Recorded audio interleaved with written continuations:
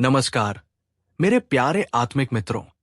आज हम एक ऐसी अदृश्य जेल के बारे में बात करने जा रहे हैं जिसमें हम में से ज्यादातर लोग जाने अनजाने अपनी पूरी जिंदगी गुजार देते हैं। ये एक ऐसी गुलामी है जिसकी बेड़ियां हमें दिखाई नहीं देती, पर वे हमारे हर फैसले को, हमारे हर कदम को और हमारी हर सोच को नियंत्रित करती है। इस जेल का नाम है अंधविश्वास। जरा एक पल के लिए रुककर सोचिए, कितनी बार आपने एक जरूरी काम पर जाने से पहले सिर्फ इसलिए कदम रोक लिए क्योंकि किसी ने छीन दिया था? कितनी बार आपने एक बहुत अच्छा अवसर सिर्फ इसलिए गवा दिया क्योंकि आपके रास्ते से एक काली बिल्ली गुजर गई थी? कितनी बार आपने अपनी मेहनत और अपनी योग्यता पर भरोसा करने के बजाय किसी पत्थर, किसी धागे या किसी तथाकथित शुभ मुहूर्त पर अपनी सफलता को टिका दिया? ये अंधविश्वास, ये अंधी आस्था धीरे धीरे हमारी तर्क करने की शक्ति को, हमारे आत्मविश्वास को और हमारी आंतरिक स्वतंत्रता को दीमक की तरह खा जाती है। ये हमें एक शक्तिशाली, स्वतंत्र इंसान से एक डरा हुआ, आश्रित और भाग्य का गुलाम बना देती है।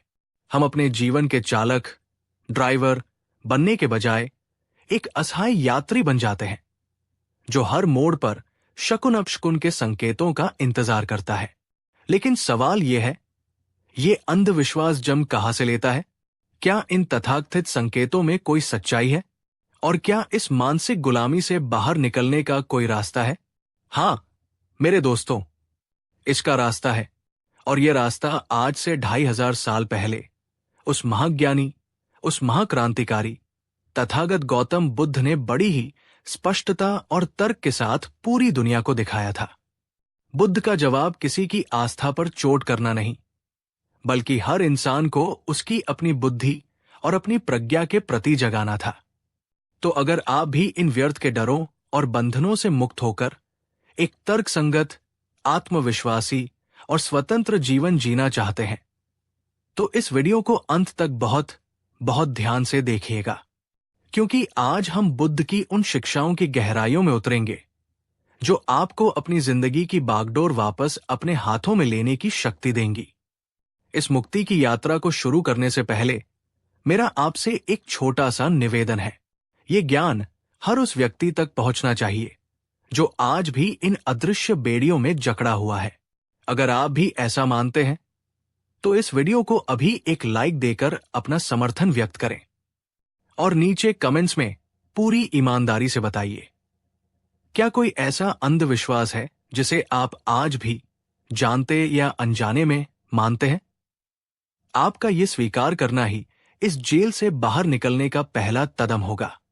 तो चलिए उस युग में चलते हैं जब अंधविश्वास और कर्मकांड अपने चरम पर थे, और देखते हैं कि बुद्ध ने इस अंधेरे पर प्रज्ञा का प्रकाश कैसे डाला। ये समझना बहुत जरूरी है कि बुद्ध का जन्म एक ऐसे समय में हुआ था जब भारतीय समाज अंधविश्वासों और जटिल कर्मकांडों के घने कोहरे से ढका हुआ था।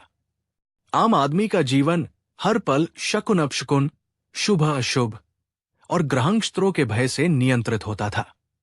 यात्रा पर निकलने से पहले दिशाशूल देखा जाता था। व्यापार शुरू करने से पहले ज्योतिषियों से मुहूर्त निकलवाया जाता था। बीमार पड़ने पर दवा से ज्यादा झाड़फूंक और बलि पर भरोसा किया जाता था। ये माना जाता था कि नदियों में स्नान करने से पाप धुल जाते हैं और बड़े बड़े यज्ञ करने से देवता प्रसन्न होकर कोई भी मनोकामना पूरी कर सकते हैं। धर्म का स्वरूप बहुत ही बाहरी और भय पर आधारित हो गया था। लोगों को यह सिखाया जाता था कि उनकी अपनी बुद्धि, उनका अपना विवेक तुच्छ है। उन्हें सिर्फ वेदों, शास्त्रों और ब्राह्मणों द्वारा बताई गई बातों पर आंख बंद करके विश्वास करना है। प्रश्न पूछना, तर्क करना या किसी भी परंपरा पर संदेह करना पाप माना जाता था। लोगों को यह विश्वास दिलाया गया था कि उनका जीवन उनके अपने कर्मों के हाथ में नहीं, बल्कि ग्रहों की चाल, देवताओं की कृपा और बाहरी संकेतों के हाथ में है। वे अपनी सफलताओं का श्रेय देवताओं को और अपनी असफलताओं का दोष अपने बुरे भाग्य या किसी अपशकुन को दे देते थे। इस पूरे माहौल ने आम आदमी को मानसिक रूप से एक गुलाम बना दिया था। वो अपनी जिंदगी की जिम्मेदारी लेने से डरता था। वो हर निर्णय के लिए किसी बाहरी शक्ति या संकेत पर निर्भर था। और ठीक इसी अंधेरे को चीरने के लिए बुद्ध के रूप में प्रज्ञा के सूर्य का उदय हुआ। बुद्ध की क्रांति यही थी कि उन्होंने कहा, बाहर देखना बंद करो, अपने भीतर देखो, अपनी मुक्ति के लिए किसी और पर निर्भर मत रहो। इस बात को समझने के लिए चलिए एक बहुत ही दिलचस्प कहानी सुनते हैं। उसी समय श्रावस्ती नगर में विमल नाम का एक बहुत ही अमीर व्यापारी रहता था। उसके जहाज दूर दूर के देशों में व्यापार करने जाते थे और उसके पास धन दौलत की कोई कमी नहीं थी। लेकिन विमल जितना अमीर था उतना ही ज्यादा अंधविश्वासी भी था। उसका पूरा जीवन शकुन अपशकुन के एक जटिल जाल में फंसा हुआ था। अगर सुबह उठते ही उसे किसी विशेष पक्षी की आवाज सुनाई दे जाती तो वो मानता था कि आज उसका दिन बहुत अच्छा जाएगा और वो बड़े बड़े सौदे कर लेता था। पर अगर घर से निकलते ही कोई बिल्ली उसका रास्ता काट जाती तो वो उस दिन अपने घर से बाहर ही नहीं निकलता था, चाहे कितना भी बड़ा नुकसान क्यों न हो जाए। वो कोई भी नया काम शुरू करने से पहले अपने राज ज्योतिषी से मुहूर्त निकलवाता। अगर ज्योतिषी कह देता कि ग्रह ठीक नहीं है तो वो महीनों तक उस काम को टाल देता था। उसकी अपनी कोई निर्णय लेने की क्षमता ही नहीं बची थी। वो अपनी बुद्धि और अनुभव पर नहीं, बल्कि कुएं की बोली, छिपकली के गिरने और सपनों के अर्थ पर ज्यादा भरोसा करता था। एक बार उसे एक बहुत बड़ा व्यापारिक अवसर मिला। उसे पता चला कि दूर देश से मसालों से भरा एक जहाज बंदरगाह पर आया है और अगर वो उसे खरीद ले तो उसे 10 गुना मुनाफा हो सकता है। ये सौदा उसके जीवन को बदल सकता था। उसने जाने की पूरी तैयारी कर ली, पर जैसे ही वो अपने घर के दरवाजे से बाहर निकला, सामने से एक विधवा स्त्री आ रही थी, जिसे उस समय एक बहुत बड़ा अपशकुन माना जाता था। विमल का दिल बैठ गया। उसके मन में एक तूफान उठ खड़ा हुआ। एक तरफ उसकी बुद्धि और व्यापारिक समझ कह रही थी, ये सुनहरा अवसर है, इसे मत गंवाओ। पर दूसरी तरफ उसका वर्षों का अंधविश्वास कह रहा था, ये अपशकुन है, अगर तुम गए तो निश्चित रूप से बर्बाद हो जाओगे। उसने अपनी बुद्धि के बजाय अपने डर को, अपने अंधविश्वास को चुना। वो वापस अपने घर के अंदर चला गया और दरवाजा बंद कर लिया। उसने वो सौदा नहीं किया। बाद में उसे पता चला कि जिस दूसरे व्यापारी ने वो सौदा किया था, वो रातों रात उस नगर का सबसे अमीर आदमी बन गया था। इस घटना ने विमल को भीतर तक तोड़ दिया। उसे अपनी ही बेबसी पर, अपनी ही मानसिक गुलामी पर आया। उसे एहसास हुआ कि उसे किसी बाहरी दुश्मन ने नहीं, बल्कि उसके अपने ही अंधविश्वासों ने हराया है। उसने अपने एक मित्र से अपनी ये पीड़ा साझा की। उस मित्र ने, जो बुद्ध का अनुयायी था, उसे सलाह दी, मित्र, तुम्हारी इस बीमारी का इलाज किसी ज्योतिषी या तांत्रिक के पास नहीं है। इसका इलाज केवल तथागत बुद्ध के पास है। तुम उनके पास जाओ। वे तुम्हें इस अंधेरे से बाहर निकलने का रास्ता जरूर दिखाएंगे।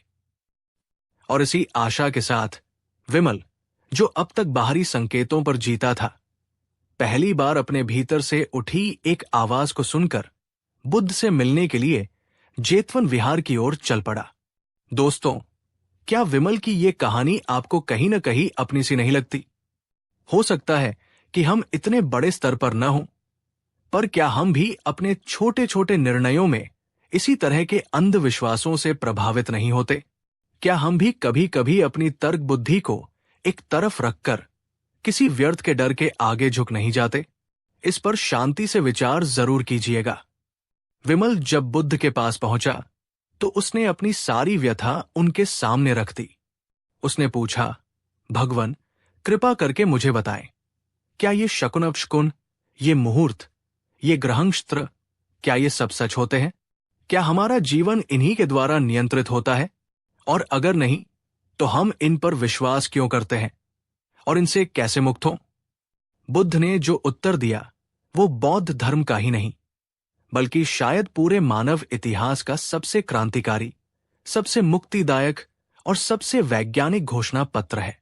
ये उपदेश कालाम सुत्त के नाम से प्रसिद्ध है और इसे स्वतंत्र जांच का अधिकार पत्र भी कहा जाता है।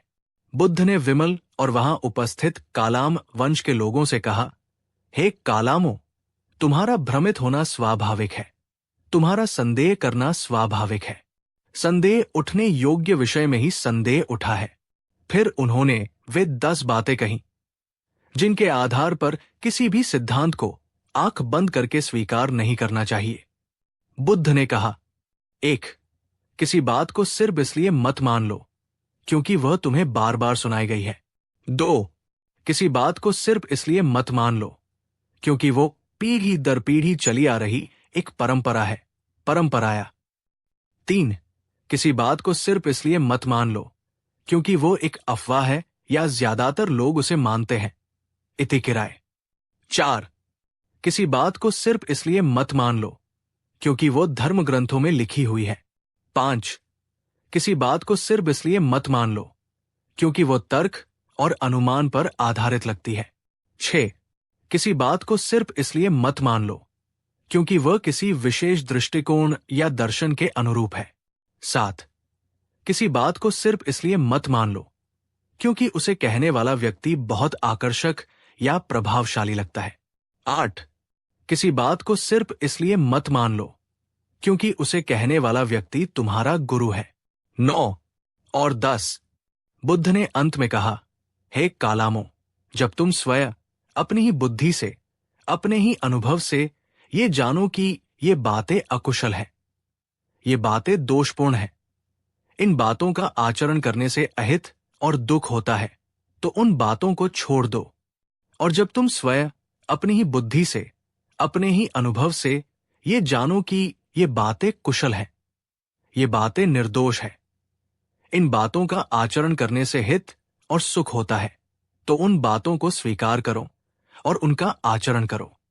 ये सुनकर विमल और वहां उपस्थित सभी लोग स्तब्ध रह गए। बुद्ध ने उनसे उनकी आस्था नहीं छीनी थी, बल्कि उन्होंने आस्था को अंधी होने से बचाकर उसे प्रज्ञा और अनुभव की आंखें दे दी थी।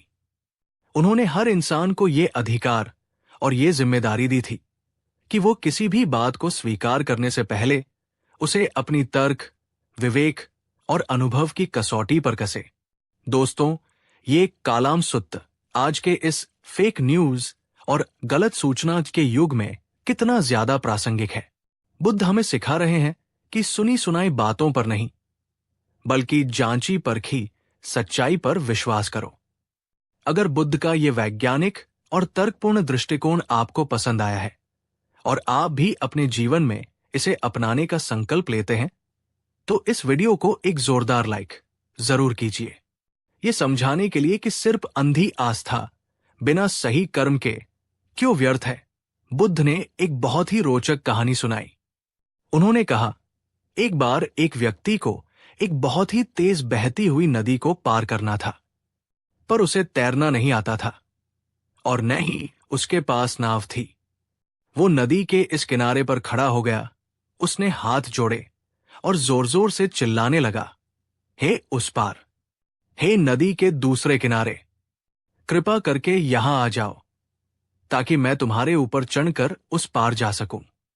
वो सुबह से शाम तक पूरी श्रद्धा और आस्था के साथ यही प्रार्थना करता रहा, हे उस पार, यहां आ जाओ।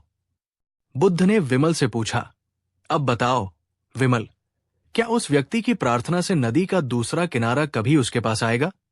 क्या वो कभी नदी पार कर पाएगा? विमल ने हंसते हुए कहा, नहीं भगवान, ये तो सरासर मूर्खता है। उसे प्रार्थना करने के बजाय या तो तैरना सीखना चाहिए या लकड़ियां इकट्ठा करके नाव बनानी चाहिए। बुद्ध ने कहा, बिल्कुल सही। ठीक इसी तरह जो लोग अपने जीवन को सुधारने के लिए सही कर्म, पुरुषार्थ नहीं करते और सिर्फ बाहरी संकेतों, शकुन और भाग्य के भरोसे बैठकर प्रार्थना करते रहते हैं, वे उसी मूर्ख व्यक्ति की तरह हैं जो नदी के किनारे को अपने पास बुला रहा है। काली बिल्ली तुम्हारा रास्ता नहीं काटती, वो सिर्फ अपने रास्ते जा रही होती है। छींक आना एक शारीरिक क्रिया है, कोई अपशकुन नहीं।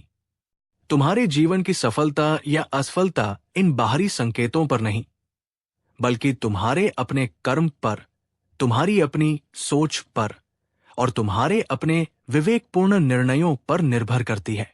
तो अब प्रश्न ये उठता है कि अगर अंधविश्वास तर्कहीन है, तो हम उन पर विश्वास करते क्यों हैं? बुद्ध के अनुसार इसके पीछे हमारे मन के गहरे भय काम करते हैं। अज्ञात का भय, फियर ऑफ द अननोन, भविष्य अनिश्चित है और हम इस अनिश्चितता से डरते हैं। अंधविश्वास हमें एक झूठा एहसास देते हैं कि हम भविष्य को नियंत्रित कर सकते हैं या उसके बारे में जान सकते हैं। जिम्मेदारी से पलायन, अपनी असफलताओं की जिम्मेदारी लेना कठिन होता है। ये कहना बहुत आसान है कि मेरी किस्मत शराब थी या अपशकुन हो गया था। तो बुद्ध का समाधान क्या है? बुद्ध ने अंधविश्वास के इस अंधेरे को मिटाने के लिए 3 शक्तिशाली दीपक दिए। 1. कर्म का सिद्धांत। ये बुद्ध की सबसे बड़ी देन है। उन्होंने कहा, भाग्य या संकेतों पर भरोसा करना छोड़ो, कर्म पर भरोसा करो। यद्दिस्स वप्ते बीजा तादिस्स हरते फल। अर्थात मनुष्य जैसा बीज बोता है, वैसा ही फल काटता है। आपके आज के विचार, आज के वचन और आज के कर्म ही आपके कल का निर्माण कर रहे हैं। अपनी जिंदगी की बागडोर अपने हाथ में लो। अच्छे बीज बो तो अच्छे फल अवश्य मिलेंगे। 2. प्रज्ञा और विवेक। हर बात पर प्रश्न करना सीखो। क्यों? पूछने से मत डरो। हर विश्वास को कालाम सुत की कसौटी पर कसो। जब तुम अपनी तर्क बुद्धि को जगा लोगे, तो अंधविश्वास का अंधेरा अपने आप छंटने लगेगा। 3. सजगता और ध्यान। ध्यान का अभ्यास हमें अपने ही मन के खेल को देखना सिखाता है। जब तुम ध्यान में ये देखते हो कि कैसे तुम्हारे भीतर ही डर पैदा होता है और कैसे वो सिर्फ एक विचार है, एक भावना है जो आती है और चली जाती है, तो तुम उसके गुलाम नहीं रह जाते, तुम उसके मालिक बन जाते हो। अगली बार जब कोई अंधविश्वास तुम्हारे मन में डर पैदा करे, जैसे बिल्ली का रास्ता काटना, तो डरो मत। रुको, एक गहरी सांस लो और एक साक्षी की तरह अपने ही मन में उठ रहे उस डर को देखो। तुम पाओगे कि वो डर सिर्फ एक पुरानी आदत है, एक मानसिक पैटर्न है जिसमें कोई वास्तविक शक्ति नहीं है। विमल ने बुद्ध की इन शिक्षाओं को अपने हृदय में उतार लिया। वो वापस श्रावस्ती लौटा, पर अब वो एक नया इंसान था। कुछ दिनों बाद जब वो एक बहुत बड़े सौदे के लिए जा रहा था, तो फिर से एक काली बिल्ली ने उसका रास्ता काटा। एक पल के लिए उसके मन में पुराना डर उठा, पर फिर उसे बुद्ध के शब्द याद आए। वो मुस्कुराया और बिना रुके पूरे आत्मविश्वास के साथ आगे बढ़ गया। उस दिन उसने अपने जीवन का सबसे बड़ा और सबसे सफल सौदा किया। उसने ज्योतिषियों से पूछना बंद कर दिया और अपनी व्यापारिक बुद्धि और अनुभव पर भरोसा करना शुरू कर दिया। उसने शकुन अपशकुन के भय से मुक्त होकर जिम्मेदारी और विवेक के साथ जीना शुरू कर दिया। वो पहले से कहीं ज्यादा सफल और सबसे महत्वपूर्ण, पहले से कहीं ज्यादा शांत और स्वतंत्र हो गया था। दोस्तों, बुद्ध का संदेश बहुत ही स्पष्ट और मुक्तिदायक है। तुम किसी अंधविश्वास के, किसी बाहरी संकेत के या किसी भाग्य के गुलाम नहीं हो। तुम अपने ही कर्मों के, अपनी ही सोच के निर्माता हो। अगर बुद्ध की ये क्रांतिकारी शिक्षा आपके मन को छू गई है और आपको अपनी मानसिक स्वतंत्रता का मार्ग दिखा पाई है, तो इस वीडियो को शेयर करके इस ज्ञान के प्रकाश को उन तक भी पहुंचाइए जो आज भी अंधविश्वासों के अंधेरे में जी रहे हैं। और आज का सबसे महत्वपूर्ण संकल्प, क्या आप आज से ये संकल्प लेते हैं कि आप अपने जीवन के निर्णय अपनी बुद्धि और विवेक से लेंगे, न कि किसी व्यर्थ के डर या अंधविश्वास से? नीचे कमेंट करके अपना संकल्प हमारे इस जागरूक समुदाय के साथ साझा करें। अंत में बस इतना याद रखें, असली मंदिर आपके भीतर है, असली गुरु आपकी अपनी प्रज्ञा है और असली भाग्य आपके अपने कर्म है। अपने मन के मालिक बनिए, इस गहरी और मुक्तिदायक यात्रा में मेरे साथ बने रहने के लिए आपका हृदय से धन्यवाद। और हाँ, हमारे इस परिवार का हिस्सा बने रहने के लिए चैनल को सब्सक्राइब करना न भूलें। आप स्वतंत्र हो, आप निर्भय हो, आप प्रज्ञावान हो। नमो बुद्धाय। कहानी 2। नमस्कार मेरे प्यारे आत्मिक मित्रों। आज हम जीवन के उस सबसे मौलिक, सबसे महत्वपूर्ण सिद्धांत पर बात करने जा रहे हैं, जिसे सीखे बिना कोई भी व्यक्ति न तो सच्ची स्वतंत्रता पा सकता है, न सच्चा आत्मविश्वास और न ही स्थायी खुशी। और वो सिद्धांत है अपने दम पर जीना सीखना। ये सुनने में शायद बहुत सामान्य लगे, पर जरा गहराई से सोचिए। अपने दम पर जीना सिर्फ आर्थिक रूप से आत्मनिर्भर होने की बात नहीं है। इसका गहरा अर्थ है मानसिक, भावनात्मक, बौद्धिक और आध्यात्मिक रूप से आत्मनिर्भर बनना। हम में से कितने ही लोग हैं जो उम्र में तो बड़े हो जाते हैं, पर जीवन भर दूसरों की अदृश्य बैसाखियों के सहारे ही चलते रहते हैं। हम अपने निर्णयों के लिए दूसरों की मंजूरी और सलाह पर निर्भर रहते हैं। हम अपनी खुशी और भावनात्मक स्थिरता के लिए दूसरों के व्यवहार और प्रशंसा पर निर्भर रहते हैं। हम अपनी प्रेरणा और मोटिवेशन के लिए बाहरी गुरुओं और वीडियो पर निर्भर रहते हैं। और हम अपनी समस्याओं के समाधान के लिए भी हमेशा किसी और की ओर, किसी चमत्कार की ओर ही देखते हैं। ये निर्भरता, ये पराधीनता शुरू में बहुत आरामदायक, बहुत सुरक्षित और बहुत आसान लग सकती है, पर धीरे धीरे ये हमारी आत्मा की शक्ति को, हमारे पंखों की उड़ान की क्षमता को दीमक की तरह खा जाती है। ये हमें एक शक्तिशाली, स्वतंत्र इंसान से एक कमजोर, आश्रित और भयभीत प्राणी में बदल देती है। आज हम जानेंगे कि आज से 2500 साल पहले तथागत गौतम बुद्ध ने आत्मनिर्भरता एल, जिसे पाली में अत्तसरण कहते हैं, को अपनी शिक्षाओं का केंद्र बिंदु क्यों बनाया। उन्होंने अपने भिक्षुओं और अनुयायियों को बार बार ये क्यों सिखाया कि तुम्हें अपनी मुक्ति के लिए, अपनी शांति के लिए स्वयं अपना दीपक बनना होगा। अब दीपो भव।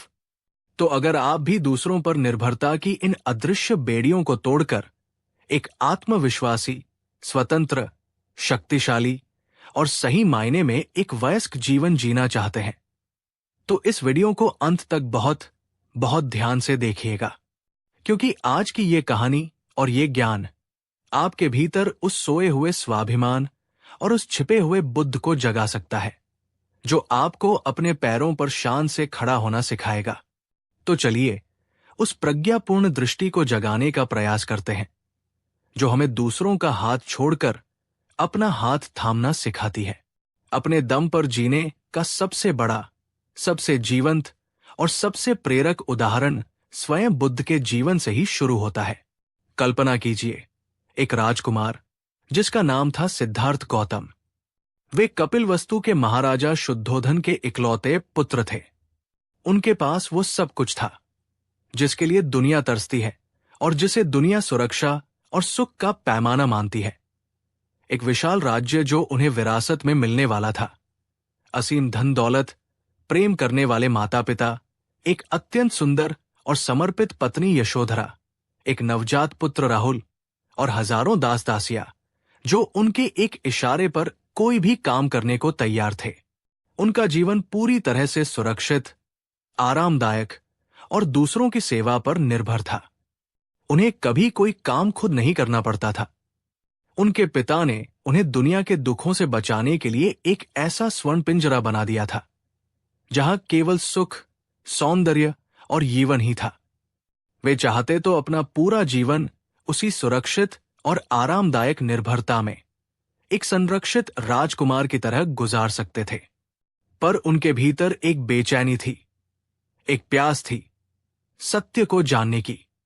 जब उन्होंने पहली बार एक बीमार, एक बूढ़े और एक मृत व्यक्ति को देखा, तो वे भीतर तक हिल गए।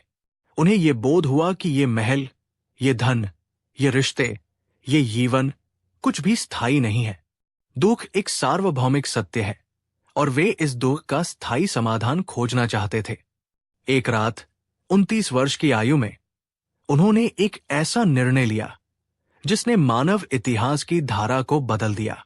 उन्होंने अपनी सोई हुई पत्नी और पुत्र को अंतिम बार देखा, अपने सारे राजसी वस्त्र और आभूषण त्यागे और ज्ञान की खोज में अकेले अपने दम पर, अपने पैरों पर महल के सुरक्षित आश्रय को छोड़कर अनिश्चितता के घने जंगल में निकल गए। ये उनके जीवन का पहला और सबसे बड़ा साहसी कदम था, सुरक्षित निर्भरता से अनिश्चित आत्मनिर्भरता की ओर। वे चाहते तो अपने पिता महाराजा शुद्धोधन से कह सकते थे कि आप मेरे लिए राज्य के सबसे बड़े और ज्ञानी गुरुओं को महल में ही बुला दीजिए, पर वे जानते थे कि उधार का ज्ञान, उधार का अनुभव सच्चा ज्ञान नहीं होता। सत्य को पाने के लिए अपनी गुफा में स्वयं ही उतरना पड़ता है, अपना दिया स्वयं ही जलाना पड़ता है, आपको अपना हिमालय स्वयं ही खोजना और चढ़ना पड़ता है। अगले 6 वर्षों तक वे एक साधारण साधक की तरह जंगलों में, पहाड़ों में अकेले भटके। वे उस समय के 2 सबसे प्रसिद्ध गुरुओं आलार कालाम और उद्दक रामपुत के पास गए। उन्होंने उनसे ध्यान की उच्चतम अवस्थाओं को सीखा, पर जब उन्हें लगा कि ये गुरु उन्हें अंतिम सत्य यानी दुख के पूर्ण निरोध तक नहीं ले जा सकते, तो उन्होंने अत्यंत विनम्रता से पर दृढ़ता से उनका सहारा भी छोड़ दिया। उन्होंने सोचा, अगर ये भी नहीं जानते तो मुझे अपना रास्ता खुद ही खोजना होगा। फिर वे 5 साथियों के साथ कठोर तपस्या करने लगे। उन्होंने अपने शरीर को अत्यधिक कष्ट दिए, खाना पीना लगभग छोड़ दिया और उनका शरीर सूखकर कांटा हो गया। पर जब उन्हें अपनी आंतरिक अनुभूति से यह ज्ञान हुआ कि शरीर को कष्ट देने से मन का ज्ञान प्राप्त नहीं होता, ये भी एक अति का मार्ग है, तो उन्होंने उन 5 साथियों का साथ भी छोड़ दिया जिन्होंने उनकी आलोचना की और उन्हें मार्ग भ्रष्ट कहा। अब वे बिल्कुल अकेले थे, कोई गुरु नहीं, कोई साथी नहीं, कोई शास्त्र नहीं। अंत में वे पूरी तरह से आत्मशरण हो गए, यानी उन्होंने स्वयं की शरण ली। उन्होंने किसी बाहरी शास्त्र, किसी बाहरी गुरु या किसी बाहरी ईश्वर पर निर्भर रहने के बजाय अपनी ही चेतना, अपनी ही सजगता, अपनी ही बुद्धि और अपने ही अनुभव पर पूरा भरोसा किया। और गया में निरंजना नदी के किनारे बोधि वृक्ष के नीचे उन्होंने ये दृढ़ संकल्प लिया, जब तक मैं परम सत्य को नहीं जान लेता तब तक मैं इस आसन से नहीं उठूंगा, भले ही मेरा शरीर यहीं सूखकर नष्ट हो जाए। और उसी रात्रि उन्होंने पूरी तरह से अपने ही प्रयासों से, अपनी ही प्रज्ञा से उस परम सत्य को, निर्वाण को उपलब्ध किया, जिसे आज हम बुद्धत्व कहते हैं। बुद्ध का पूरा जीवन ही अपने दम पर जीने का एक जीता जागता प्रज्वलित उपदेश है। उन्होंने हमें दिखाया कि सच्ची शक्ति, सच्चा ज्ञान और सच्ची मुक्ति किसी और से भीख में नहीं मिल सकती। वो हमारे ही भीतर है और उसे अपने ही पुरुषार्थ से, अपने ही कदमों से चलकर पाना होता है। दोस्तों, जरा शांति से सोचिए। हम अपनी छोटी छोटी मुश्किलों में ही दूसरों का सहारा, दूसरों की राय ढूंढने लगते हैं, और यहां एक राजकुमार ने परम सत्य की खोज के लिए अपना पूरा साम्राज्य, अपना परिवार, अपने गुरु, सब कुछ छोड़कर अकेले चलने का, अपने दम पर जीने का साहस किया। बुद्ध के इस पहले और सबसे साहसी कदम से आपको क्या प्रेरणा मिलती है? नीचे कमेंट में एक शब्द में बताएं। बुद्ध जब बुद्ध बन गए तो उन्होंने अपने 40 वर्षों के धर्म प्रचार में अपने शिष्यों को बार बार आत्मनिर्भरता और आत्मनिर्भरता का पाठ पढ़ाया। उन्होंने बहुत ही मनोवैज्ञानिक और तार्किक ढंग से समझाया कि दूसरों पर निर्भर रहना हमें भीतर से कमजोर और खोखला क्यों बनाता है।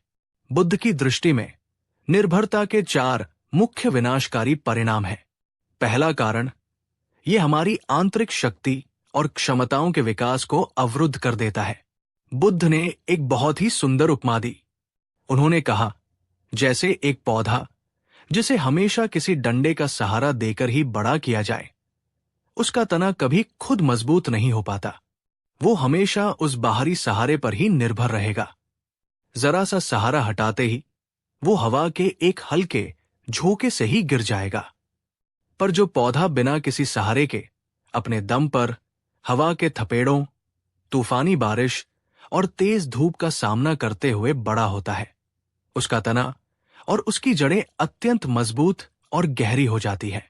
ठीक इसी तरह जब हम अपने जीवन की हर छोटी बड़ी समस्या के समाधान के लिए दूसरों पर निर्भर रहते हैं, तो हमारी अपनी समस्या समाधान की क्षमता, हमारी अपनी निर्णय लेने की शक्ति, हमारी अपनी रचनात्मकता और हमारी अपनी भावनात्मक सहनशीलता कभी विकसित ही नहीं हो पाती।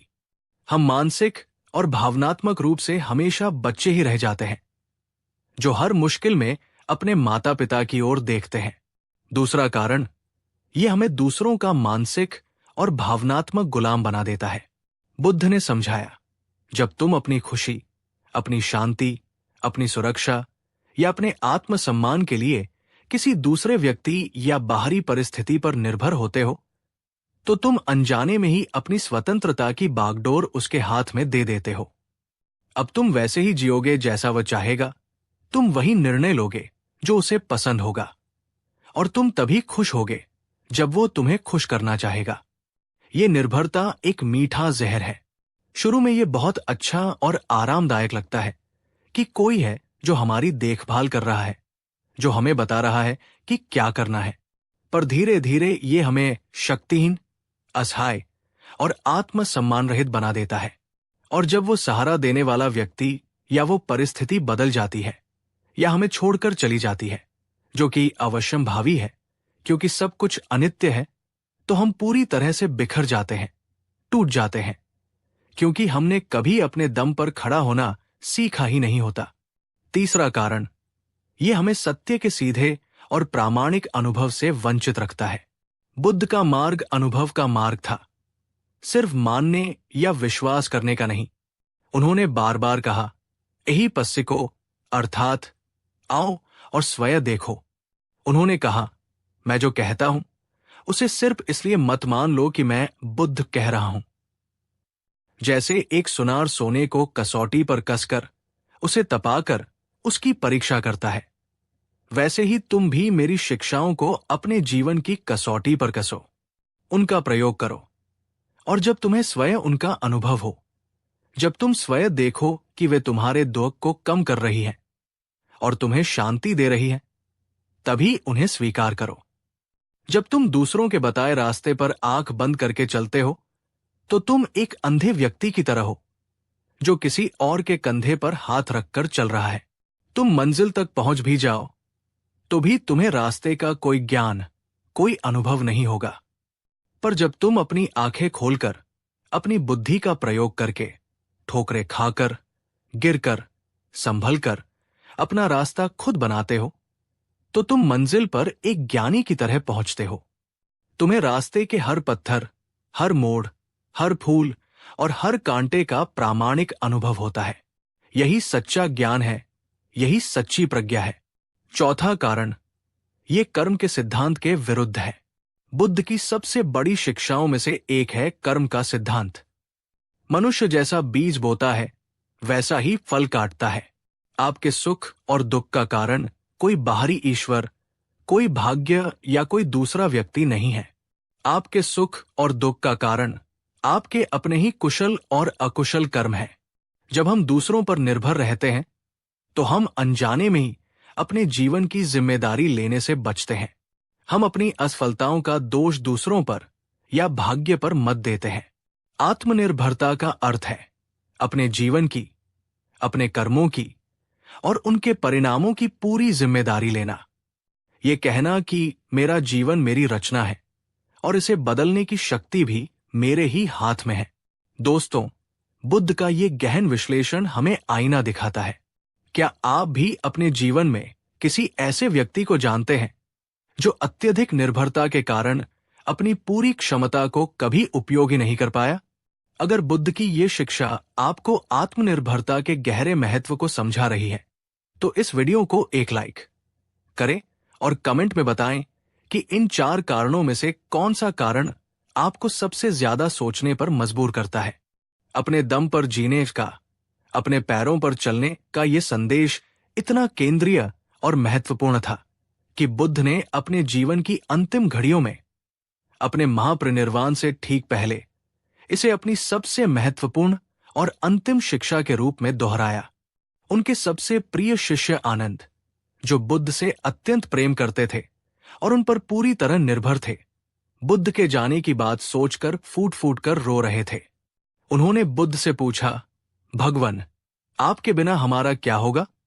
जब आपकी ये काया नहीं रहेगी तो संघ का मार्गदर्शन कौन करेगा? हम किसका सहारा लेंगे? कौन हमें प्रकाश दिखाएगा? बुद्ध ने, जो 80 वर्ष की आयु में शारीरिक पीड़ा में थे, आनंद को अपने पास बुलाया और वे ऐतिहासिक अमर शब्द कहे जो आज भी करोड़ों लोगों के लिए स्वतंत्रता और आत्मशक्ति का महामंत्र है। उन्होंने कहा, आनंद, इसलिए अप दीपो भव, अपसरणा अनसरणा, अर्थात तुम स्वयं अपने दीपक बनो, स्वयं अपनी शरण में जाओ, किसी और की शरण में नहीं। उन्होंने समझाया, आनंद, तुम ये क्यों सोचते हो कि मैं तुम्हें छोड़कर जा रहा हूं? ये शरीर, ये काया अनित्य थी, इसे तो जाना ही था। पर मैंने जो धम्म, प्रकृति का नियम, सत्य तुम्हें सिखाया है, वो शाश्वत है। मेरे जाने के बाद यही धम्म तुम्हारा मार्गदर्शक होगा। अगर तुम जीवन के अंधेरे से, दुखों के इस सागर से सच में बाहर निकलना चाहते हो, तो अपने भीतर की रोशनी को जलाओ। दूसरों के दिए दीपक के सहारे कब तक चलोगे? हवा का एक झोंका आएगा और वो बुझ जाएगा। दूसरों का ज्ञान, दूसरों की प्रेरणा, दूसरों की कृपा सब अस्थाई और बाहरी है। लेकिन अगर तुम ध्यान, सजगता और विवेक से अपने भीतर प्रज्ञा का, आत्मज्ञान का दीपक जला लोगे, तो दुनिया का कोई तूफान, कोई अंधेरा भी उसे बुझा नहीं पाएगा। ये केवल भिक्षुओं के लिए नहीं, बल्कि हर एक इंसान के लिए एक आह्वान था। ये एक घोषणा थी कि हर मनुष्य के भीतर वो क्षमता, वो शक्ति, वो बुद्धत्व मौजूद है, जिससे वो अपनी सभी समस्याओं का समाधान स्वयं खोज सकता है। हमें किसी बाहरी मसीहा या उद्धारक की प्रतीक्षा करने की आवश्यकता नहीं है। उद्धारक, मुक्तिदाता हमारे ही भीतर छिपा है। दोस्तों, ये वाक्य स्वयं अपने दीपक बनो शायद बुद्ध की सबसे शक्तिशाली, सबसे लोकतांत्रिक और सबसे सम्मानजनक शिक्षा है। ये किसी भी इंसान को हीन या असहाय नहीं मानती। ये हर व्यक्ति को उसकी परम क्षमता का एहसास कराती है। क्या आप आज से अपने जीवन की समस्याओं के लिए दूसरों को दोष देने के बजाय अपने भीतर समाधान खोजने का, अपना दीपक स्वयं जलाने का संकल्प लेने को तैयार हैं? अगर हां, तो नीचे कमेंट में पूरी दृढ़ता के साथ लिखिए, अप दीपो भव। तो मेरे प्यारे मित्रों, बुद्ध की दृष्टि से हर व्यक्ति को अपने पैरों पर चलना क्यों सीखना चाहिए? ताकि हमारी आंतरिक शक्ति और क्षमताओं का पूर्ण विकास हो सके, ताकि हम दूसरों के मानसिक और भावनात्मक गुलाम बनने से बच सकें, ताकि हम सत्य का सीधा और प्रामाणिक अनुभव कर सकें, न कि उधार का ज्ञान ढोते रहें, ताकि हम अपने जीवन की पूरी जिम्मेदारी लेकर अपने भाग्य के स्वयं निर्माता बन सकें, और अंततः ताकि हम अपने भीतर के प्रकाश को, अपने बुद्धत्व को जगा सकें। अपने दम पर जीने का मतलब ये नहीं है कि हम अहंकारी बन जाएं, या हम दूसरों से सीखना बंद कर दें, या जरूरत पड़ने पर किसी की मदद न लें। बुद्ध का मार्ग सहयोग और मैत्री का मार्ग है। इसका अर्थ यह है कि अंतिम निर्णय, अंतिम जिम्मेदारी और अंतिम भरोसा हमेशा स्वयं पर हो। ये सहस्तित्व की बात है, पराधीनता की नहीं। ये मार्ग शुरू में कठिन और अकेला लग सकता है। इसमें गिरने का डर है, ठोकरें खाने का डर है, गलतियां करने का डर है। पर यही वो मार्ग है जो आपको एक निर्भर, भयभीत बच्चे से एक स्वतंत्र, आत्मविश्वासी और प्रज्ञावान वयस्क में रूपांतरित करता है। तो आज उस अदृश्य बैसाखी को फेंकने का साहस करें जिसके सहारे आप अब तक चल रहे थे। अपने पैरों पर लड़खड़ाएं, गिरें, पर फिर से उठें, क्योंकि हर बार जब आप गिरकर खुद उठेंगे, आपके पैर, आपका मन और आपकी आत्मा पहले से कहीं ज्यादा मजबूत हो जाएंगे। अंत में बस बुद्ध के उन अंतिम अमर शब्दों को याद रखें। स्वयं अपने दीपक बनो। तुम पर्याप्त हो, तुम समर्थ हो, तुम स्वयं प्रकाश हो। इस गहरी और मुक्तिदायक यात्रा में मेरे साथ बने रहने के लिए आपका हृदय से धन्यवाद। आपके कदमों में शक्ति आए और आपकी उड़ान ऊंची हो, यही मेरी कामना है। नमो बुद्धाय। कहानी 3। दोस्तों, जरा एक पल के लिए रुककर सोचिए। हर सुबह जब सूरज की पहली किरण धरती को छूती है तो हमारे देश के करोड़ों घरों में घंटियां बजती हैं, दीपक जलते हैं, अगरबत्तियों की सुगंध फैलती है और मंत्रों का जाप होता है। लोग मंदिरों में जाते हैं, मस्जिदों में सिर झुकाते हैं, चर्च में प्रार्थना करते हैं। हम सब किसी न किसी रूप में पूजा पाठ, इबादत या प्रार्थना करते हैं। ये हमारी संस्कृति का, हमारी परंपरा का और हमारी आस्था का एक अभिन्न अंग है। लेकिन इस सब के बीच एक सवाल है जो हमेशा हवा में तैरता रहता है। एक ऐसा सवाल जो हर जिज्ञासु मन में कभी न कभी जरूर उठता है। क्या वास्तव में पूजा करना जरूरी है? क्या फूल चढ़ाने, दीपक जलाने या मंत्र पढ़ने से हमारे जीवन का दुख सचमुच मिट सकता है? या पूजा सिर्फ एक परंपरा है, एक रस्म है जिसे हम बिना समझे पीढ़ी दर पीढ़ी बस निभाते चले जा रहे हैं? ठीक यही सवाल उस समय भी उठता था जब आज से लगभग 2500 साल पहले भारत की धरती पर तथागत गौतम बुद्ध अपनी ज्ञान की रोशनी फैला रहे थे। आज के इस एपिसोड में और आने वाली पूरी सीरीज में हम इसी सवाल की जड़ तक जाएंगे। आप सुनेंगे बुद्ध की अपनी वाणी, उनके जीवन के वास्तविक किस्से, उनके शिष्यों के अनुभव और उस सवाल का वह चौंकाने वाला, वो क्रांतिकारी उत्तर जिसने उस समय के पूरे धार्मिक और सामाजिक परिदृश्य को हमेशा के लिए बदल कर रख दिया था। तो इस यात्रा में मेरे साथ अंत तक बने रहिएगा, क्योंकि ये सिर्फ एक कहानी नहीं, बल्कि आपकी अपनी आस्था, आपकी अपनी पूजा और आपके अपने जीवन को एक नई गहरी दृष्टि से देखने का एक अवसर है। तो चलिए समय के पार चलते हैं, उस युग में जब बुद्ध स्वयं उपस्थित थे, और देखते हैं कि उस समय का माहौल कैसा था। बुद्ध के समय का भारत आज की तरह ही एक अत्यंत धार्मिक देश था, पर उस समय की धार्मिकता का स्वरूप बहुत भिन्न था। पूजा पाठ और विशेषकर कर्मकांड का बोलबाला था। ब्राह्मणवादी परंपरा अपने चरम पर थी। ये माना जाता था कि देवताओं को प्रसन्न करने और अपने दुखों को दूर करने का एकमात्र मार्ग बड़े बड़े यज्ञ करवाना, हवन में घी और पशुओं की बलि चढ़ाना और जटिल मंत्रों का सही उच्चारण करना है। लोग मानते थे कि अगर आपने सही विधि विधान से यज्ञ कर लिया, अगर आपने हजारों दीपक जला दिए, अगर आपने मंदिर में सोने चांदी का भरपूर चढ़ावा चढ़ा दिया, तो देवता आप पर प्रसन्न हो जाएंगे, आपकी हर मनोकामना पूरी करेंगे और आपके सारे दुख मिट जाएंगे। धर्म आम आदमी के लिए एक बहुत ही बाहरी, खर्चीला और जटिल विषय बन गया था। लेकिन हकीकत क्या थी? क्या इन सब कर्मकांडों से लोगों के जीवन में सच में शांति आ रही थी? शायद नहीं। लोग पूजा तो करते थे, पर उनके मन के भीतर वही क्रोध, वही ईर्ष्या, वही लोभ और वही द्वेष का जहर भरा रहता था। एक व्यक्ति मंदिर से पूजा करके बाहर निकलता था और बाहर निकलते ही अपने से छोटी जाति के व्यक्ति को छू जाने पर अपवित्र महसूस करने लगता था। एक राजा हजारों पशुओं की बलि देकर यज्ञ करता था और फिर अपने पड़ोसी राज्य पर आक्रमण करके लाखों लोगों को मार देता था। पूजा और जीवन के आचरण में एक बहुत बड़ी खाई पैदा हो गई थी।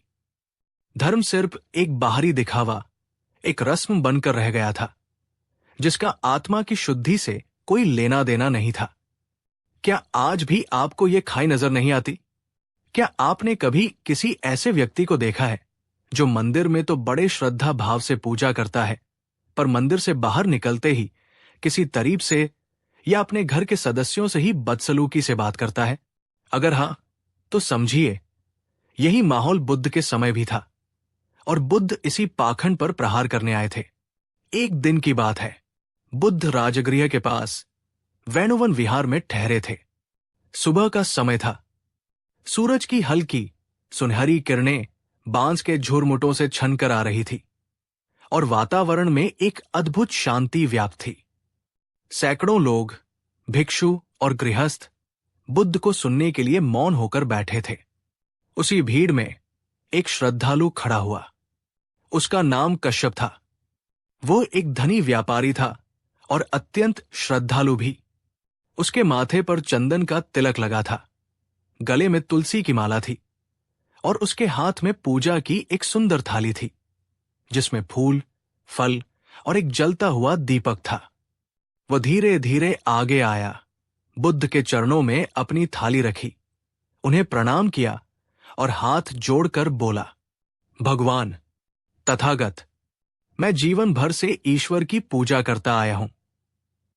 मैंने सुना है कि आप और आपका संघ पूजा पाठ और देवाराधना को अधिक महत्व नहीं देते, लेकिन हम तो बचपन से यही सीखते और देखते आए हैं कि पूजा किए बिना जीवन अधूरा है और ईश्वर की कृपा के बिना मुक्ति संभव नहीं है। उसने अपनी आवाज में पूरी विनम्रता और जिज्ञासा भरकर पूछा, कृपा करके मेरा मार्गदर्शन करें। भगवान, क्या सचमुच पूजा करना जरूरी नहीं है? क्या पूजा के बिना देवता और ईश्वर प्रसन्न नहीं होते? क्या ये सब व्यर्थ है? ये एक ऐसा सीधा और साहसिक प्रश्न था कि पूरी सभा में एक गहरा सन्नाटा छा गया। सब लोग अपनी सांस रोके बुद्ध के उत्तर की प्रतीक्षा करने लगे। लोगों की आंखों में कौतूहल था। कई कर्मकांडी ब्राह्मण जो वहां उपस्थित थे उम्मीद कर रहे थे कि बुद्ध कहेंगे, नहीं, पूजा व्यर्थ है, ताकि उन्हें बुद्ध की आलोचना करने का एक और अवसर मिल जाए। और कई श्रद्धालु उम्मीद कर रहे थे कि बुद्ध कहेंगे, हां, पूजा बहुत जरूरी है, ताकि उनकी आस्था और मजबूत हो जाए। लेकिन बुद्ध का उत्तर वैसा नहीं था जैसा किसी ने भी सोचा था।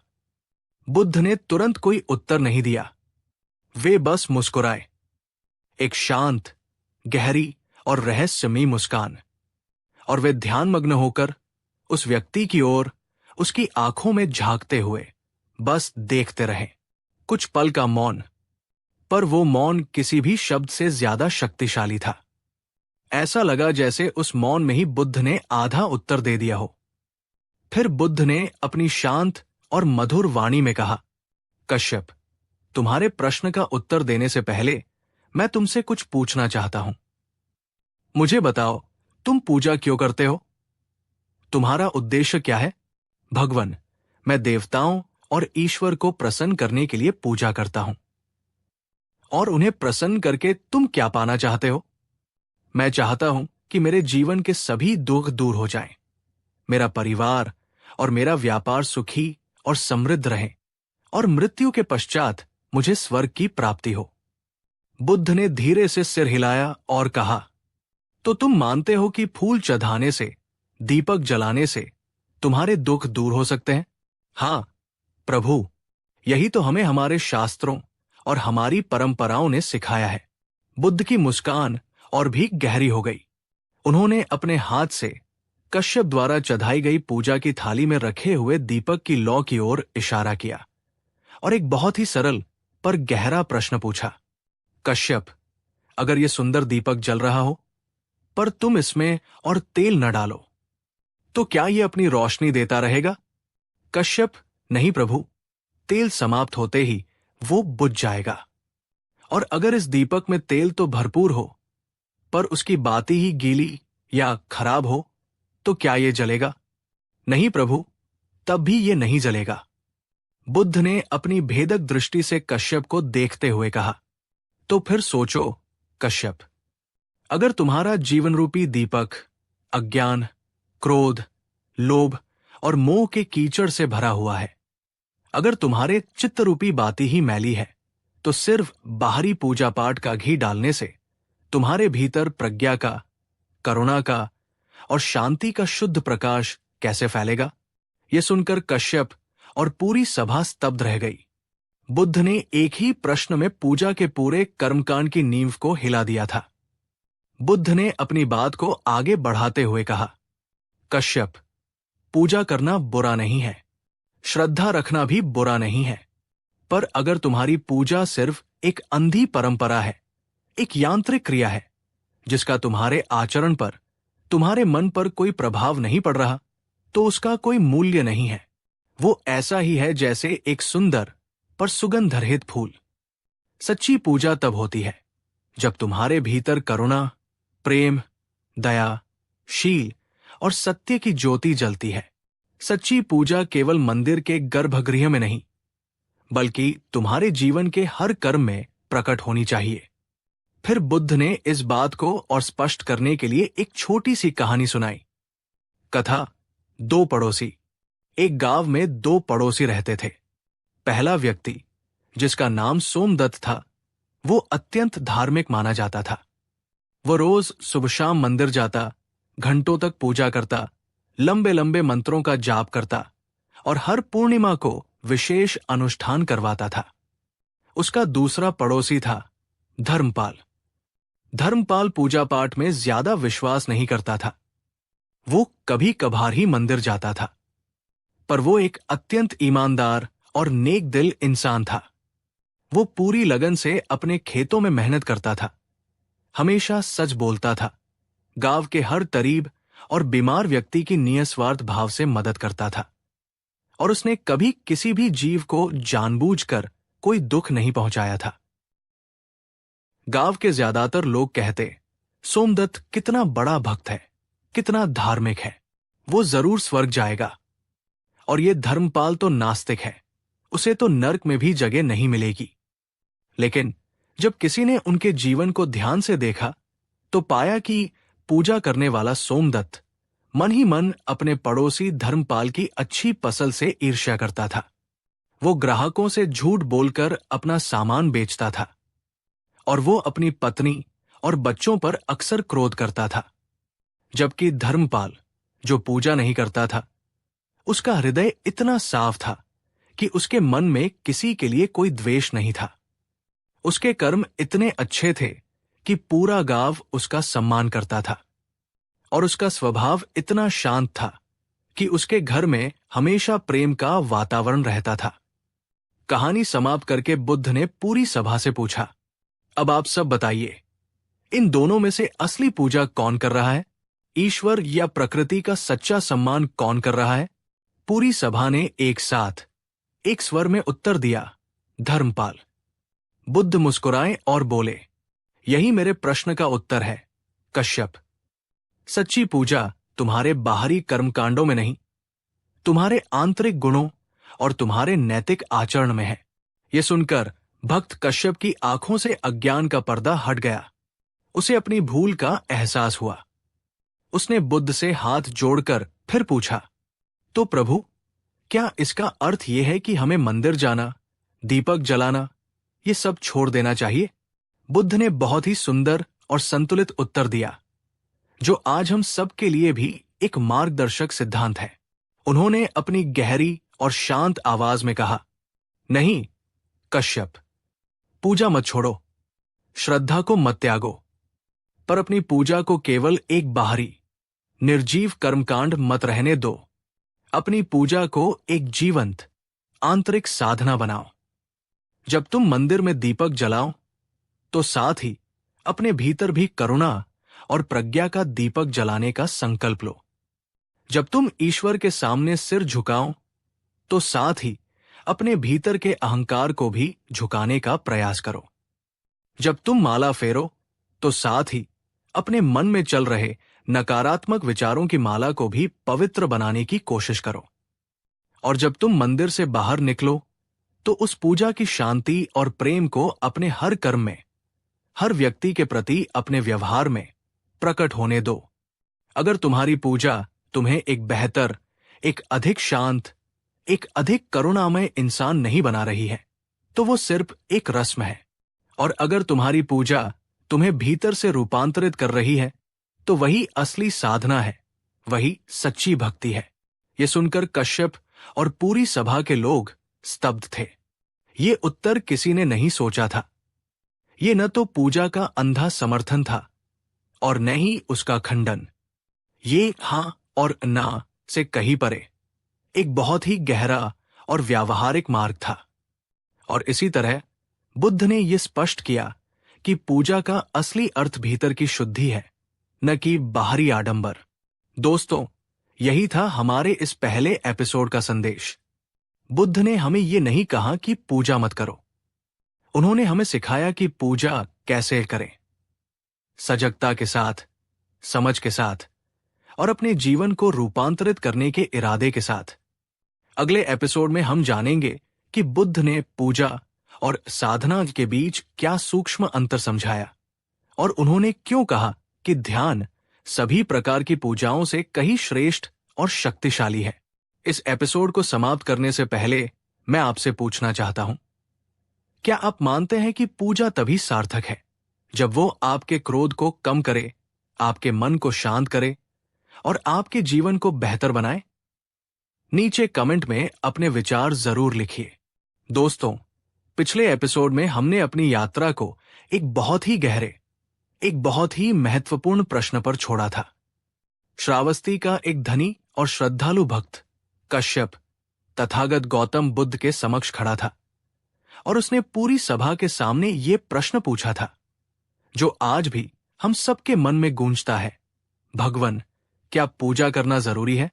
पूरे जेतवन विहार में एक गहरा सन्नाटा छा गया था।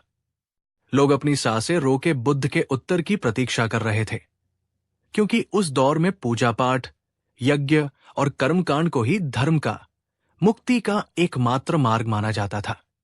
बुद्ध कुछ क्षण मौन रहे। उनकी रहस्यमयी मुस्कान और शांत दृष्टि ने ही जैसे आधे प्रश्नों को शांत कर दिया था।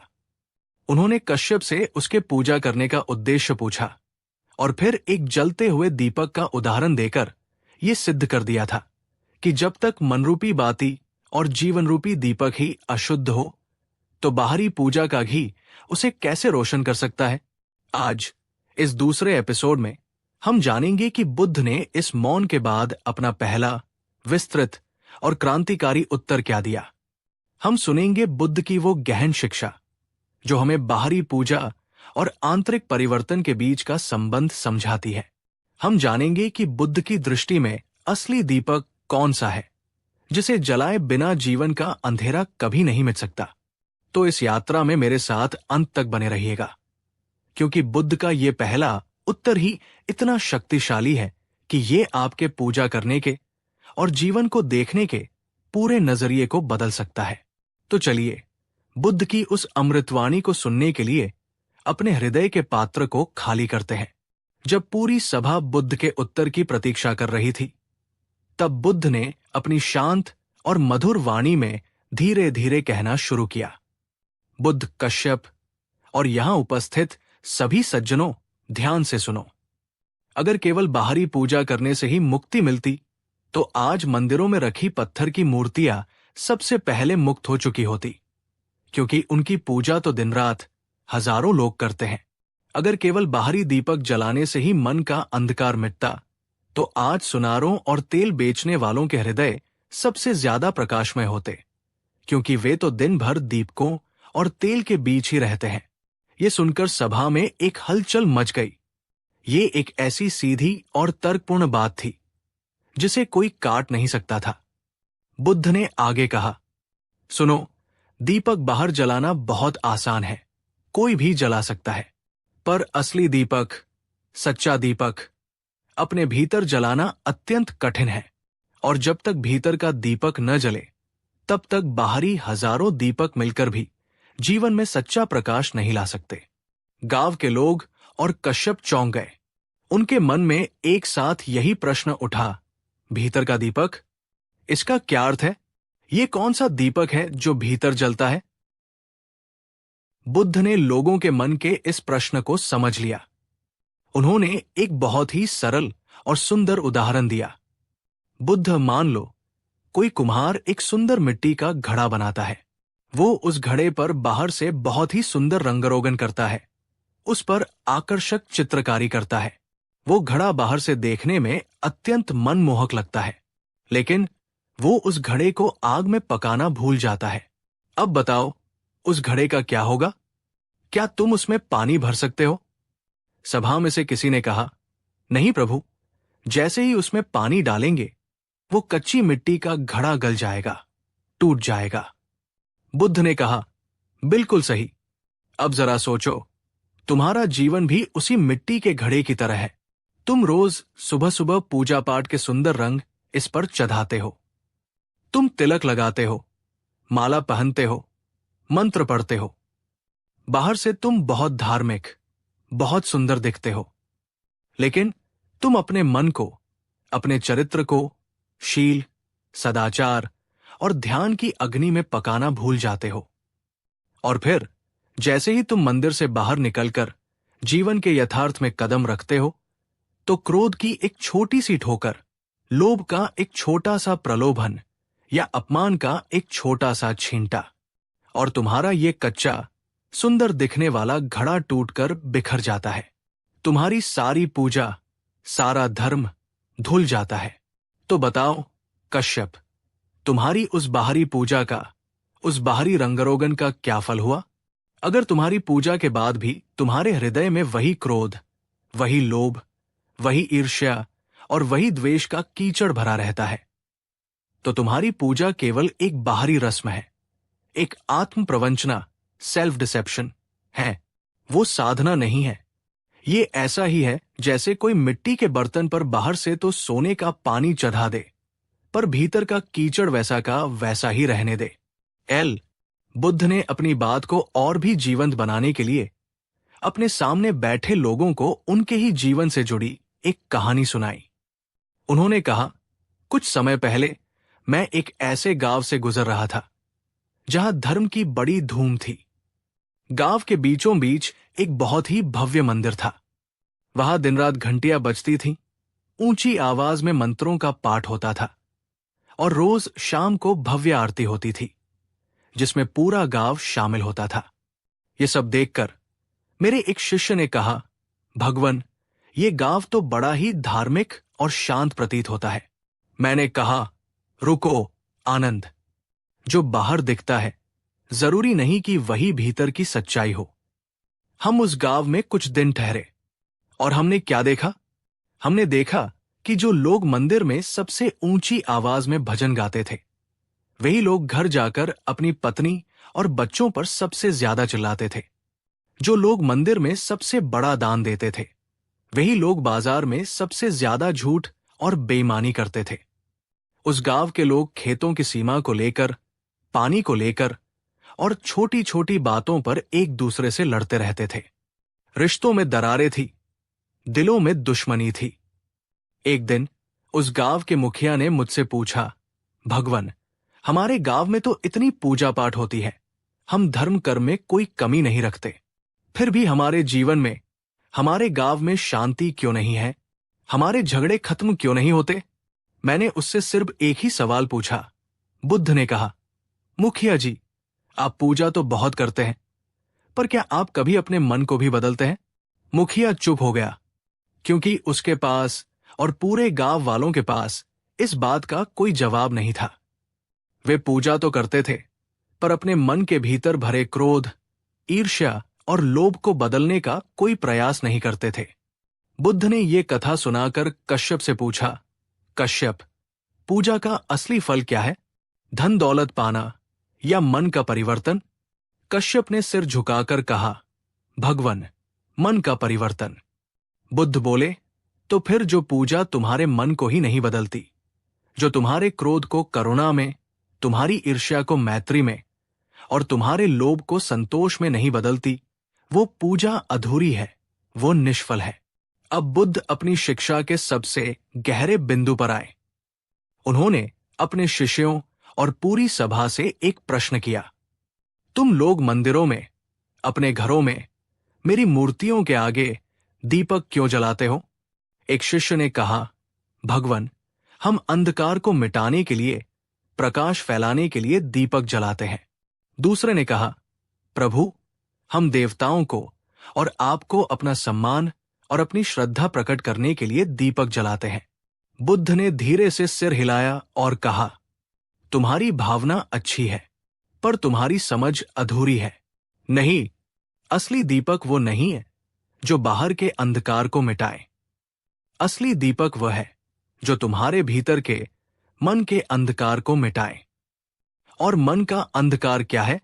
मन का अंधकार है अज्ञान, लोभ, द्वेष, मोह, अहंकार। तुम बाहर लाख दीप जला लो, करोड़ों मंदिरों को सोने से मधवा दो, पर अगर तुम्हारे भीतर लोभ का, क्रोध का और अज्ञान का घना अंधेरा है, तो तुम्हारा जीवन कभी रोशन नहीं हो पाएगा। तुम हमेशा ठोकरें खाते रहोगे, हमेशा दुखी रहोगे। इसलिए असली दीपक है प्रज्ञा का दीपक, विवेक का दीपक, करुणा का दीपक, शील का दीपक। जब तुम ध्यान के द्वारा अपने मन को शांत करते हो, तो तुम शांति का दीपक जलाते हो। जब तुम किसी भूखे को भोजन देते हो, तो तुम करुणा का दीपक जलाते हो। जब तुम सत्य बोलते हो, तो तुम सत्य का दीपक जलाते हो। और जब तुम जीवन की अनित्यता को, दुखों के कारण को और उनसे मुक्ति के मार्ग को समझते हो, तब तुम प्रज्ञा का सबसे बड़ा दीपक जलाते हो। ये भीतर का दीपक ही सच्चा दीपक है। इसे जलाओ और फिर तुम्हें बाहरी दीपकों की जरूरत ही नहीं रहेगी। दोस्तों, जरा आप ही सोचिए, क्या कभी आपने महसूस किया है कि हम पूजा पाठ तो बहुत करते हैं, पर उसी दिन किसी छोटी सी बात पर इतना गुस्सा हो जाते हैं कि घर की शांति भंग हो जाती है? तो क्या हमारी पूजा ने हमें सच में शांत बनाया? क्या हमारी प्रार्थना ने हमें और अधिक दयालु और सहनशील बनाया? या वो सिर्फ एक आदत थी, एक रस्म थी जिसे हमने पूरा कर दिया? अगर जवाब नहीं है, तो याद रखिए, बुद्ध यही कहते थे, बाहरी पूजा से ज्यादा जरूरी है भीतर का दीपक। बुद्ध के पास एक बार एक महिला आई। वो बहुत धार्मिक थी, पर बहुत दुखी भी रहती थी। वो बोली, भगवान, मैं रोज सुबह गंगा में स्नान करती हूं, मंदिर में सबसे सुंदर फूल चढ़ाती हूं और सबसे महंगी धूप जलाती हूं, लेकिन फिर भी मेरे मन का क्रोध और मेरी चिंता खत्म नहीं होती। मैं क्या करूं? बुद्ध मुस्कुराए और बोले, बहन, तुम फूल बाहर की मूर्तियों पर चढ़ाती हो, कभी अपने भीतर बैठे क्रोध के असुर पर क्षमा का फूल चढ़ाकर देखा है? तुम धूप बाहर जलाती हो, कभी अपने भीतर की ईर्ष्या की दुर्गंध को मैत्री की सुगंध से बदलने की कोशिश की है? तुम गंगा में अपने शरीर को धोती हो, कभी ध्यान की गंगा में अपने मन के मैल को धोने का प्रयास किया है? अगर तुम ऐसा करोगी, तो तुम्हें मंदिर जाने की भी जरूरत नहीं पड़ेगी। तुम्हारा हर दिन, तुम्हारा हर कर्म, तुम्हारी हर सांस स्वयं ही एक पूजा बन जाएगी। ये सुनकर उस महिला की आंखों से आंसू बहने लगे। उसे समझ आ गया था, असली पूजा मंदिर में नहीं, अपने ही मन में करनी है। कश्यप और गांव वाले बोले, भगवान, तो क्या आपकी दृष्टि में पूजा पूरी तरह से व्यर्थ है? बुद्ध ने अंत में अपनी शिक्षा का सार प्रस्तुत करते हुए कहा, नहीं, पूजा व्यर्थ नहीं है यदि वो तुम्हें जागरण की ओर ले जाती है। अगर तुम्हारी पूजा तुम्हें अपने मन के प्रति और अधिक सजग बनाती है, अगर तुम्हारी प्रार्थना तुम्हें और अधिक करुणामय बनाती है, अगर तुम्हारा कर्मकांड तुम्हें और अधिक शीलवान और सदाचारी बनाता है, तो तुम्हारी पूजा सार्थक है, वो भक्ति है, वो साधना है। लेकिन अगर तुम्हारी पूजा सिर्फ एक कर्मकांड है, एक आदत है, एक लेन देन का सौदा है कि हे भगवान, मैं तुम्हें ये चढ़ावा दे रहा हूं, तुम मुझे ये दे दो, और वो तुम्हारे भीतर कोई परिवर्तन नहीं ला रही, तो वो व्यर्थ है, वो खाली है। पूजा अच्छी है, लेकिन उससे भी बड़ा और जरूरी है जागरण, अवेकनिंग। मंदिर का दीपक सिर्फ एक रात रोशनी देता है, पर तुम्हारे भीतर जला हुआ ध्यान और करुणा का दीपक तुम्हें जीवन भर और जन्मों जन्मों तक रोशनी देगा। इसलिए बाहरी दीपक जरूर जलाओ, पर अपने भीतर का दीपक जलाना कभी मत भूलो। तो दोस्तों, ये था बुद्ध का पहला, गहरा और क्रांतिकारी उत्तर। पूजा जरूरी है, पर भीतर की पूजा, मन की पूजा, चरित्र की पूजा कहीं ज्यादा जरूरी है। अब मैं आपसे पूछना चाहता हूं, बुद्ध के इस उत्तर को सुनने के बाद क्या आपके पूजा करने के नजरिए में कोई बदलाव आया है? क्या आपको लगता है कि हमारी पूजा हमें सच में एक बेहतर इंसान बनाती है, या हम उसे ज्यादातर सिर्फ एक आदत की तरह ही करते हैं? पिछले एपिसोड में हमने बुद्ध के उस पहले और क्रांतिकारी उत्तर को सुना था, जब उनसे पूछा गया था कि क्या पूजा जरूरी है। बुद्ध ने हमें सिखाया कि बाहरी पूजा और कर्मकांड तब तक व्यर्थ है जब तक वे हमारे भीतर कोई सकारात्मक परिवर्तन नहीं लाते। उन्होंने हमें असली दीपक का अर्थ समझाया, वो दीपक जो बाहर नहीं बल्कि हमारे अपने ही मन के भीतर प्रज्ञा और करुणा से जलता है। लेकिन बुद्ध की ये शिक्षा यहां समाप्त नहीं होती, ये तो सिर्फ शुरुआत थी। आज हम इस यात्रा को और भी गहराइयों में ले जाएंगे।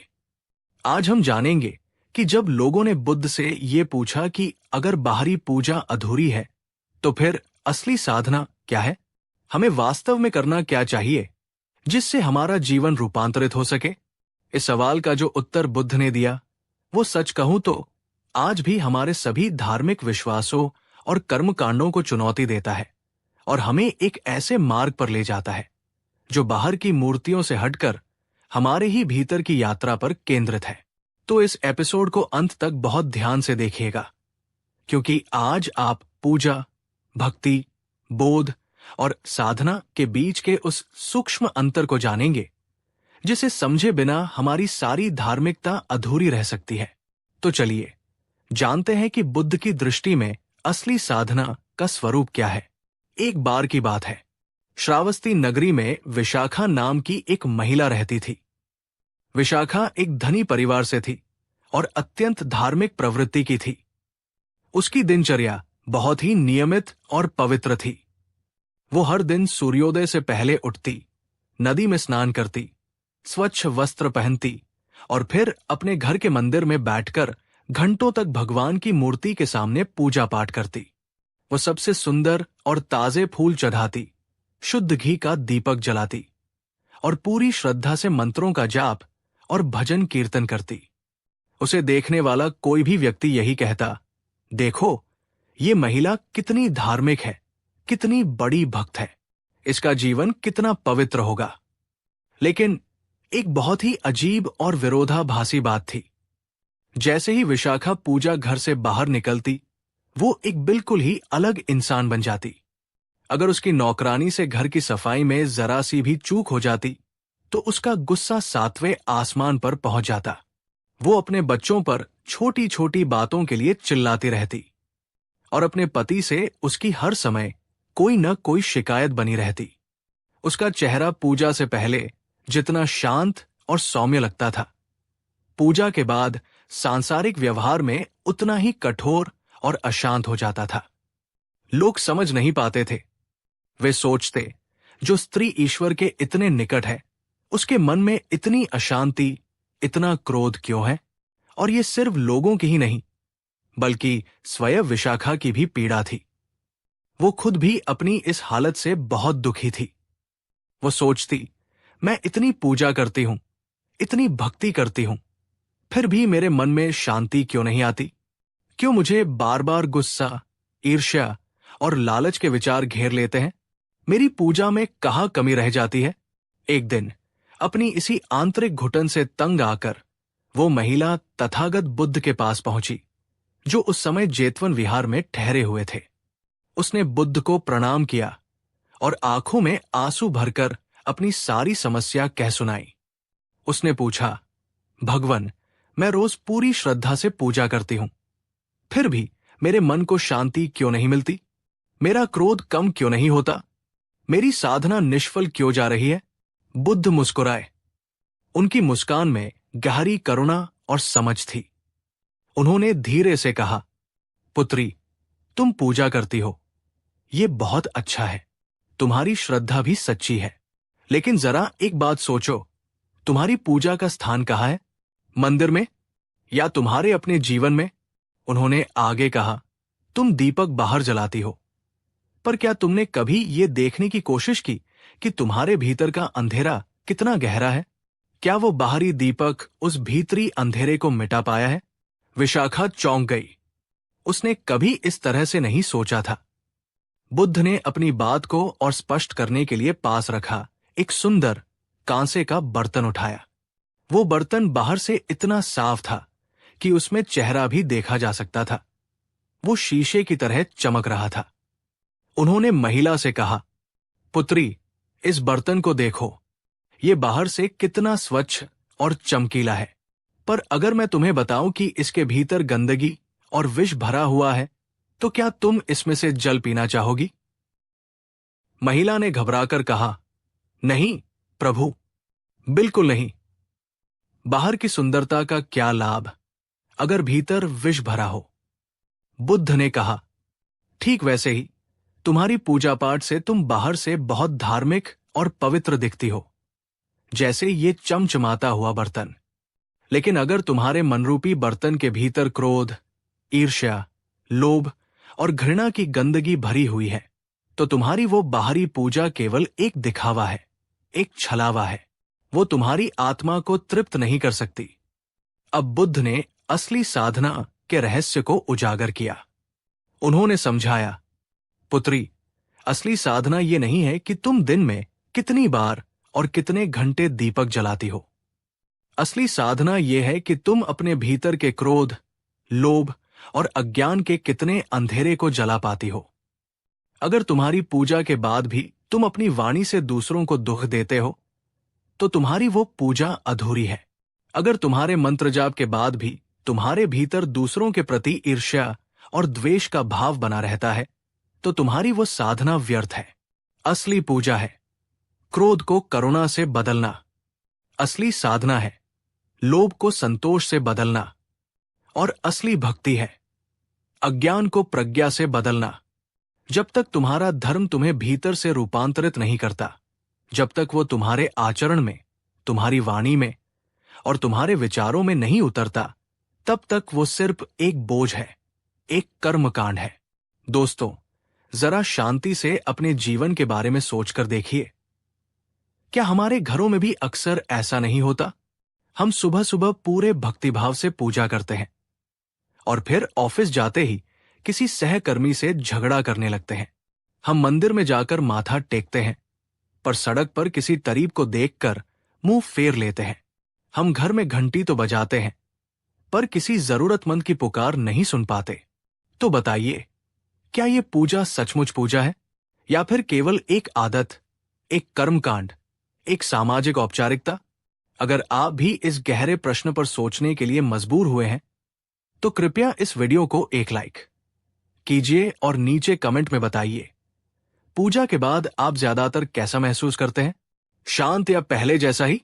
बुद्ध ने अपनी शिक्षा को और भी सूक्ष्म स्तर पर ले जाते हुए कहा, लोग अक्सर भक्ति को ही साधना समझ लेते हैं, पर इन दोनों में एक बहुत बड़ा और महत्वपूर्ण अंतर है। भक्ति का अर्थ है श्रद्धा, समर्पण, ईश्वर या गुरु के प्रति गहरा प्रेम और उनका बार बार स्मरण करना। यह बहुत ही सुंदर और आवश्यक पहला कदम है। यह हमारे मन को कोमल बनाता है और अहंकार को कम करता है। लेकिन बोध का अर्थ है जागना, सजग होना, यह समझना कि मेरे अपने ही भीतर क्या चल रहा है, मेरे मन में कौन से विचार उठ रहे हैं, कौन सी भावनाएं जन्म ले रही हैं, और मेरे दुखों की असली जड़ क्या है। बोध का अर्थ है आत्मनिरीक्षण और आत्मज्ञान। बुद्ध ने कहा, भक्ति हमें किसी बाहरी शक्ति के सामने झुकना सिखाती है, पर बोध हमें अपने ही भीतर की शक्ति के प्रति जागना सिखाता है। भक्ति हमें सांत्वना दे सकती है, पर बोध हमें स्थायी रूप से मुक्त करता है। भक्ति बिना बोध के अंधी हो सकती है और एक कर्मकांड बनकर रह सकती है, पर जब भक्ति के साथ बोध जुड़ जाता है, तो वही सच्ची साधना बन जाती है। कहानी, युवक और मूर्ति। बुद्ध ने एक और प्रसंग सुनाया। एक युवक था जो रोज एक विशेष मूर्ति के आगे बड़े ही सुंदर और महंगे फूल चढ़ाता था। लेकिन जैसे ही कोई दूसरा व्यक्ति उससे ज्यादा सुंदर फूल चढ़ा देता, तो वो मन ही मन ईर्ष्या से जलने लगता और नाराज हो जाता। इसने मुझसे बेहतर पूजा कैसे कर ली? बुद्ध ने अपने शिष्यों से पूछा, अब बताओ, क्या ये भक्ति है?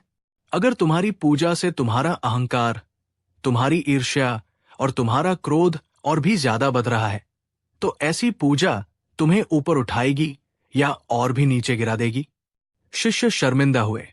बुद्ध बोले, पूजा वही सच्ची है जिसके बाद तुम्हारा मन और भी कोमल हो, तुम्हारा हृदय और भी दयालु हो और तुम्हारा अहंकार और भी कम हो जाए। तो अब विशाखा और हम सबके मन में यही प्रश्न था कि तो फिर असली साधना करे कैसे? बुद्ध ने इसके दो स्पष्ट और सीधे मार्ग बताए जो किसी भी धर्म या परंपरा से परे हैं। पहला मार्ग, ध्यान। अपने भीतर देखना सीखो। हर रोज कुछ समय के लिए शांत बैठकर अपने ही मन के खेल को एक साक्षी की तरह देखो। अपने विचारों को देखो, अपनी भावनाओं को देखो। देखो कि कैसे क्रोध उठता है और कैसे शांत हो जाता है। देखो कि कैसे लोभ जन्म लेता है और कैसे असंतोष पैदा करता है। इस निरंतर देखने के अभ्यास से ही तुम अपने मन के मालिक बन सकते हो। यही है भीतर के अंधेरे को मिटाने की प्रक्रिया। दूसरा मार्ग, सेवा। अपने छोटे से मैं और मेरी समस्याओं के घेरे से बाहर निकलो। दूसरों के दुख को समझो और उसे कम करने का प्रयास करो। करुणा से भरकर जीना ही सबसे बड़ी पूजा है। उन्होंने कहा, मंदिर में घी का दीपक जलाना अच्छा है, पर किसी के जीवन के अंधेरे में करुणा का एक छोटा सा दीपक जलाना उससे कहीं ज्यादा श्रेष्ठ है। भगवान को 56 भोग लगाना अच्छा है, पर किसी एक भूखे को प्रेम से भोजन कराना वो सबसे बड़ी पूजा है, सबसे पवित्र साधना है। बुद्ध की ये गहन और तर्कपूर्ण शिक्षा सुनकर विशाखा की आंखों से अज्ञान का पर्दा हट गया। वो रो पड़ी, पर इस बार ये आंसू दुख के नहीं, बल्कि बोध और कृतज्ञता के थे। उसने बुद्ध के चरणों में सिर रखकर प्रण किया, भगवान, आज से मेरी पूजा केवल मंदिर की चारदीवारी तक सीमित नहीं रहेगी। मैं इसे अपने जीवन में उतारूंगी। मैं अपने मन को बदलने की साधना करूंगी। और उसने ऐसा ही किया। वो पूजा भी करती थी, पर अब उसकी पूजा का केंद्र मूर्ति नहीं, बल्कि अपने ही मन को निर्मल बनाने का भाव होता था। और वो अपना बाकी समय गांव के बीमारों और जरूरतमंदों की सेवा में लगाती थी। कुछ ही समय में उसके जीवन से क्रोध, चिंता और अशांति विदा हो गई और वो सचमुच एक शांत, करुणामय और आनंदित महिला बन गई। दोस्तों, यही बुद्ध का हम सब के लिए अंतिम संदेश था। असली साधना बाहरी पूजा पाठ या कर्मकांड नहीं, बल्कि भीतर की शुद्धि और चरित्र का रूपांतरण है। अब सवाल आपसे है, आप आज से किस साधना को अपने जीवन में अपनाने का संकल्प लेंगे? बाहरी पूजा को या भीतरी शुद्धि को, या दोनों के सुंदर संतुलन को? अगर ये कहानी और ये संदेश आपको गहराई तक छू गया हो तो इस वीडियो को लाइक करें, अपने विचार नीचे कमेंट में साझा करें और इस ज्ञान को ज्यादा से ज्यादा लोगों तक पहुंचाने के लिए इसे शेयर करना न भूलें। और हां, अगर आप बुद्ध की शिक्षाओं की इस गहरी यात्रा में हमारे साथ बने रहना चाहते हैं तो चैनल को सब्सक्राइब जरूर करें, ताकि इस सीरीज का अगला और अंतिम एपिसोड, बुद्ध का चौंकाने वाला अंतिम उत्तर, आपसे छूट न जाए। धन्यवाद। नमो।